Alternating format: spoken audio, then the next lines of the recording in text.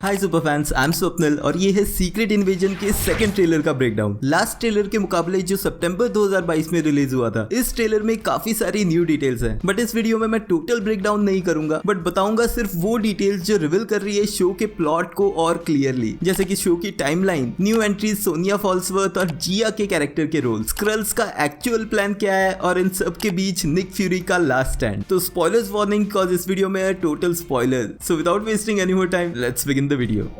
सबसे पहले बात करते हैं सीक्रेट इन्वेजन की इवेंट्स एमसीयू की टाइमलाइन में कब हो रही है। पास में ये रूमर चल रहा था कि सीक्रेट इन्वेजन शो की इवेंट्स दिखाई जाएंगी अवेंजर्स इन्फिनिटी वॉर में थैनोस के स्नैप के बाद, यानी कि जो 5 साल का टाइम अवेंजर्स एंड गेम में नहीं दिखाया गया, उस ड्यूरेशन में सीक्रेट इन्वेजन की इवेंट्स हुई होंगी। लेकिन इस ट्रेलर के सीन में जहां थैनोस निक फ्यूरी से बात कर रहा है, वो मेंशन करता है कि चीजें कितनी बिगड़ गई है जब से फ्यूरी यहाँ से गया है। ये डायलॉग सीधे रिलेट करता है स्पाइडरमैन फार फ्रॉम होम की एंडिंग के साथ, जहां पर निक फ्यूरी के रूप में थैनोस अर्थ पे था और निक फ्यूरी स्पेस में स्क्रल्स की शिप पे। एंड क्योंकि स्पाइडरमैन फार फ्रॉम होम की इवेंट्स अवेंजर्स एंड गेम के बाद हुई हैं, तो एटलीस्ट इतना कंफर्म्ड है कि सीक्रेट इन्वेजन की इवेंट्स करंट टाइमलाइन में ही हो रही है, यानी कि ये एक पास्ट स्टोरी नहीं है। एंड इस शो की एंडिंग लिंक करेगी द मार्वल्स के साथ, क्योंकि निक फ्यूरी इस शो के बाद सीधे उस मूवी में दिखने वाला है, जिसके बारे में थोड़ी देर में बात करूंगा।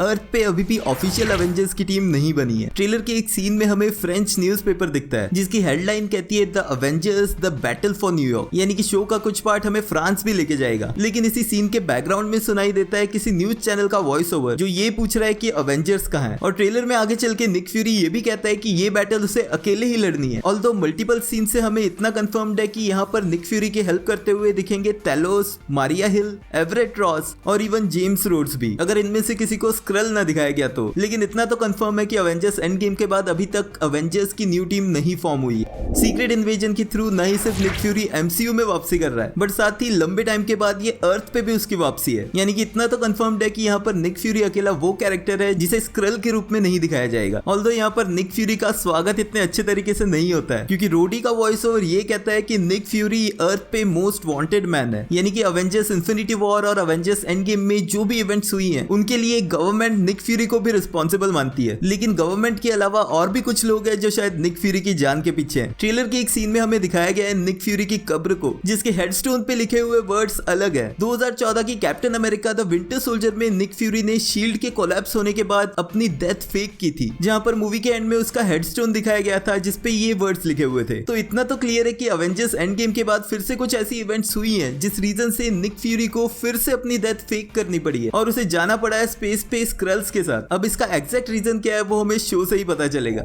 अब बात करते हैं न्यू कैरेक्टर्स की और उनका इस शो में क्या रोल होने वाला है। सबसे पहले आता है एक्ट्रेस ओलिविया कोलमन का कैरेक्टर सोनिया फॉल्सवर्थ। पिछले ट्रेलर से ये क्लियर था कि सोनिया वर्क कर रही है गवर्नमेंट एजेंसी के लिए, लेकिन यहाँ ये क्लियर होता है कि वो ब्रिटिश इंटेलिजेंस एजेंसी के लिए काम कर रही है और इनफैक्ट वो फ्यूरी की पास्ट की फ्रेंड है, जिस रीजन से फ्यूरी मारिया हिल और रोडी से मिलने के बाद उससे भी मिलने जाता है। अब मार्वल कॉमिक्स की हिस्ट्री से हम एक फॉल्सवर्थ को तो जानते हैं जो है जेम्स फॉल्सवर्थ, जिसे हमने कैप्टन अमेरिका के फर्स्ट पार्ट में देखा था। और कॉमिक्स में ये कैरेक्टर आगे चल के British superhero Union Jack बना था, जिसे एमसीयू में नहीं दिखाया गया। लेकिन शो के थ्रू इस न्यू कैरेक्टर को दिखाया जा रहा है जो है सोनिया फॉल्सवर्थ, और ब्रिटिश एजेंसी से रिलेटेड होने की वजह से ये रिलेटेड हो सकती है यूनियन जैक से भी। बट ट्रेलर के मल्टीपल सीन से इतना तो क्लियर है कि जो कुछ भी सोनिया कर रही है वो ना ही सिर्फ स्क्रल्स को भड़का रहा है, बल्कि एक मेजर वॉर की तरफ भी लीड कर रहा है। ट्रेलर के सीन में हमें एक रूम में दिखाई देती है बहुत सारी बॉडीज, और मोस्ट प्रोबेबली ये सभी स्क्रल्स की बॉडीज है, जिन पे मोस्ट प्रोबेबली सोनिया फॉल्सवर्थ के इंस्ट्रक्शन पे एक्सपेरिमेंट्स किए जा रहे हैं। तो एटलीस्ट स्क्रल्स के अलावा एक और विलन सोनिया फॉल्सवर्थ के रूप में हमें इस शो में जरूर देखने मिलेगा।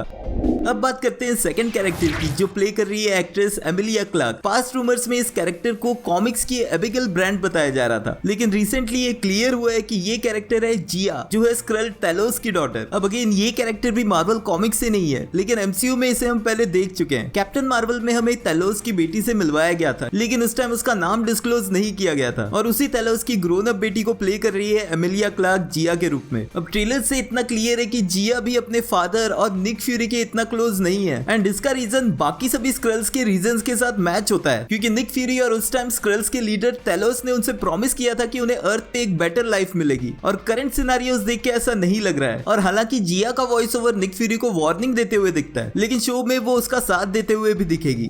जिया से आते हैं उसके फादर थैलोस पे, और इस ट्रेलर के कुछ सीन्स इसी तरफ इशारा कर रहे हैं कि इस सीरीज की एंडिंग थैलोस की भी एंडिंग हो सकती है। ट्रेलर के एक सीन में थैलोस बुरी तरह से इंजर्ड दिखता है एंड कॉन्वॉय पे अटैक वाले सीन के बाद एक लेडी जो जिया की तरह दिख रही है वो एक बॉडी को पकड़ के रो रही होती है। तो हो सकता है कि यहाँ पर स्क्रल्स या फिर गवर्नमेंट के किसी अटैक में जिया का फादर और निक फ्यूरी का फ्रेंड थैलोस मारा जाए। अगेन ये चीज पक्का नहीं कही जा सकती क्योंकि ये ट्रेलर्स का मिस डायरेक्शन भी हो सकता है। अब बात करते हैं इस शो के मेन विलन और बागी स्क्रल्स का लीडर ग्रेविक के बारे में। जिया की तरह ही कुछ और भी स्क्रल्स है जो निक फ्यूरी और थैलोस से उनका प्रॉमिस फुलफिल ना करने की वजह से नाराज हैं, लेकिन अब वो ये लड़ाई अपने हाथों में ले रहे हैं। ट्रेलर के मल्टीपल शॉट्स में हमें रशिया और एक न्यूक्लियर प्लांट दिखता है जो इसी तरफ इशारा कर रहा है कि बागी स्क्रल्स का ये ग्रुप छुपा बैठा है चेरनोबिल में एंड पॉसिबिलिटी है कि इस न्यूक्लियर प्लांट के रेडिएशन और ट्रेलर के पिछले सीन में जो बहुत सारी स्क्रल्स की बॉडीज दिखी थी उनका कॉम्बिनेशन यूज करके बागी स्क्रल्स ही कोई इक्विपमेंट क्रिएट कर रहे हैं, क्योंकि ट्रेलर के सीन में हमें ये बड़ा सा इक्विपमेंट भी दिखता है जहाँ पे Skrull leader Gravik Nick Fury को मार रहा होता है। अब हो सकता है कि एक तरफ जहाँ सोनिया अपने एक्सपेरिमेंट्स कर रही है स्क्रल्स पे, वहीं दूसरी तरफ स्क्रल्स का ये ग्रुप ग्रेविक के अंडर अपने एक्सपेरिमेंट कर रहा है। और पास्ट के कुछ ये कहते हैं कि यहाँ पर ग्रेविक ने क्रिएट किया एक ऐसी मशीन जिसके एक बार शुरू होने के बाद वो अर्थ पे मौजूद सभी ह्यूमंस को स्क्रल्स में चेंज कर देगा, यानी कि अर्थ से ह्यूमंस का नामो निशान ही मिट जाएगा। अब अगर ये रूमर्स गलत भी है तब भी इस इक्विपमेंट का इंपॉर्टेंट रोल होने वाला है इस शो में, यानी कि ये ह्यूमंस को स्क्रल्स में कन्वर्ट करने की जगह शायद उन्हें सीधा मार दे। तो इतना तो क्लियर है कि निक फ्यूरी का मेन गोल होगा इस इक्विपमेंट को डिस्ट्रॉय करना, जिसके लिए इसे फाइट करना पड़ेगा ग्रेविक से। सीक्रेट इन्वेजन के फर्स्ट ट्रेलर के ब्रेकडाउन में मैंने एक्सप्लेन किया था ग्रेविक को, लेकिन इस ट्रेलर में हमें उसकी कुछ और सुपर पावर्स भी देखने मिल रही हैं, जिनमें से एक है अपनी आर्म को स्ट्रेच कर पाना, जो दिखाई देता है ग्रूट की पावर्स की तरह, एंड ये रिप्रेजेंट कर रहा है मार्वल कॉमिक्स से सुपर स्क्रल्स। अब कॉमिक्स में सुपर स्क्रल्स के एक ग्रुप के पास फैंटास्टिक फोर के चारों मेंबर्स की सुपर पावर्स थी, बट क्योंकि फैंटास्टिक फोर की टीम अभी तक एमसीयू में इंट्रोड्यूस ही नहीं हुई है, तो मेरे हिसाब से जो सुपर पावर ग्रेविक के पास है वो है ग्रूट की पावर्स। तो एक और थर्ड पॉसिबिलिटी ये बनती है कि ग्रेविक जो भी इस न्यूक्लियर प्लांट में कर रहा है वो एक्सपेरिमेंट शायद है सुपर स्क्रल्स क्रिएट करने के लिए, जो नहीं सिर्फ शेप शिफ्ट कर सकते हैं बट साथ ही में किसी भी सुपर हीरो की पावर्स भी ले सकते हैं। एंड ऐसे एक आध स्क्रल को रोक पाना फिर भी आसान होगा, लेकिन अगर अर्थ पे मौजूद सभी स्क्रल्स सुपर स्क्रल्स बन गए तो उन्हें रोक पाना इम्पॉसिबल हो जाएगा।